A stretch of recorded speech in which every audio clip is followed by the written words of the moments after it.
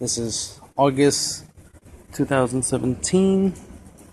I'm going to be talking about September 2017 because we'll get a new ban list that month, as well as there's going to be regionals that month, at least for my state.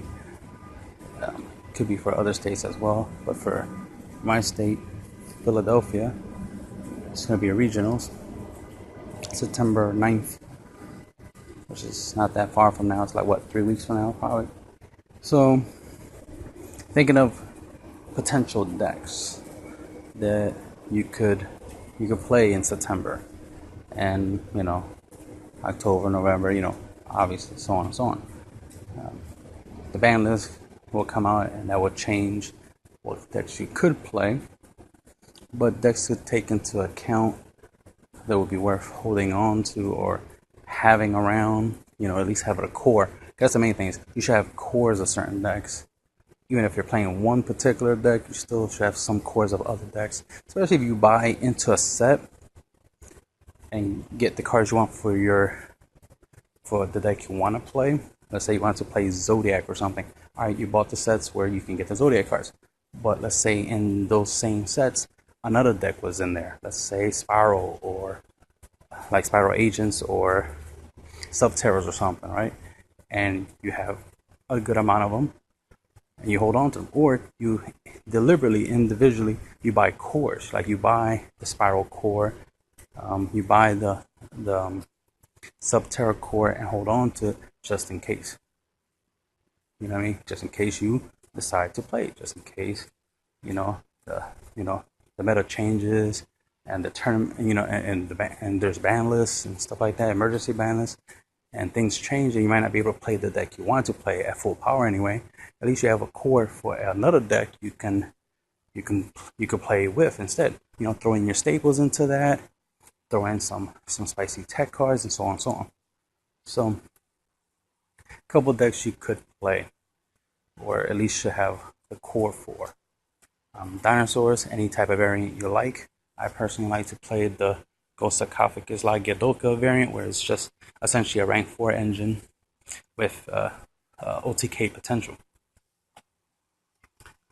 You might like to play the True King version, or the True King Zodiac version, or the True King Yang Xing version, or whatever version of dinosaurs you want. You want at least the basic core. Most of the cards you get for that will be from the Dino Rage deck or something like that. I forget what it's called. Just from the dinosaur structure deck that recently came out, and you can get some of the main core cards from there and hold on to them. I'm holding on to my superconductors just in case I decide I want to play them or play a different variant of my dino deck. Even though I'm playing the rank 4 engine, I could always switch it up, which is why it's good to hold on to certain cards just in case. In case you want to switch up your deck, or you want to trade to somebody else who wants to build, a different variant of a deck or something. It's always good to have cores in general, to have certain set of cards put together, saved away for later, whether it's for trading, selling, or for your own personal use. So don't be quick to get rid of anything, right? Unless you're not interested in it at all whatsoever, so might as well get rid of it, make some quick cash right quick. So besides dinosaur, obviously you can hold on to anything that's currently popular, like some Zodiac stuff, at least the core if you're not going to play Zodiacs anymore, especially if you feel they're going to get hit. You want to switch on to a different deck, play something, a different strategy, play something else. At least hold on to the main core and sell some cards, to get some money towards investing in another deck that you're gonna play. But hold on to your Zodiac core. Hold on to, especially if reprints happen. You can obviously always get the cards you sold off later, and then complete the core, complete the deck. Type of stuff. That's still the reason to hold on to key cards, because some cards could be reprinted, so later on you can get them. The harder it is to get a card the more likely you should hold on to it. The easier it is to get a card, you can easily trade it off and whatnot. But True Dracos, you know, you might want to hold on to a couple key cards. But also, you might want to take to account that if the deck gets True Dracos get hit, think about some substitute cards you can use to substitute. Think of different variants you can do with True Dracos. With whatever's left over that Konami let you have to play with, right? Then you want to hold on to, like I said, Spiral, Subterras if you have them. If you have any Samurai cards, hold on to them because, of course, they'll get support.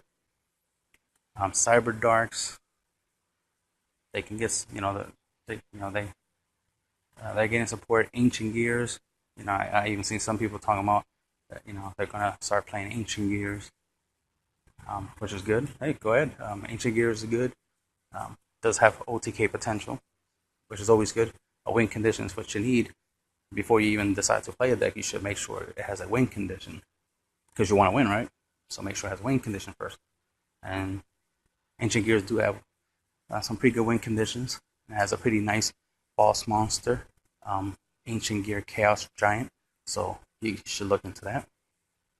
Before or even after the ban list, Magicians are good, and there have been some more Magician cards created, more monsters that have Magician in its name. So you can look into that. Have at least a Magician core, a Pendulum Magician core. It still has some usability, despite if we're going to link format. Pendulum decks still have use. Counter fairies, of course, why not, right? Even if you don't have the full power version, which people are going to say is full power, once we get the structure deck with all that extra good stuff, you can still play counter fairies now, you know what I mean? You can start getting used to it. Chainburn, it won Worlds, right? It was Dragon Duels, but still, it was Worlds. and it's a good deck. Even I have a Chainburn deck. Got my own little counter version of it. And I use Lazion in the deck. He's pretty good, so it's good to invest in some Time Lords. Even I bought some more Lazions because he's pretty good. And when more people catch on to the usefulness of that card, then I have extra ones to sell later because of investments. But I have my little playset already in my deck to play with. I play Pacifist, the field spell. I play Paleozoics. That's another thing. Consider Paleozoics. Also, Paleozoics are getting reprinted in the Megatons. I wish it was a higher rarity, but they're getting reprinted in the same common rarity they already had. But at least they're getting reprinted.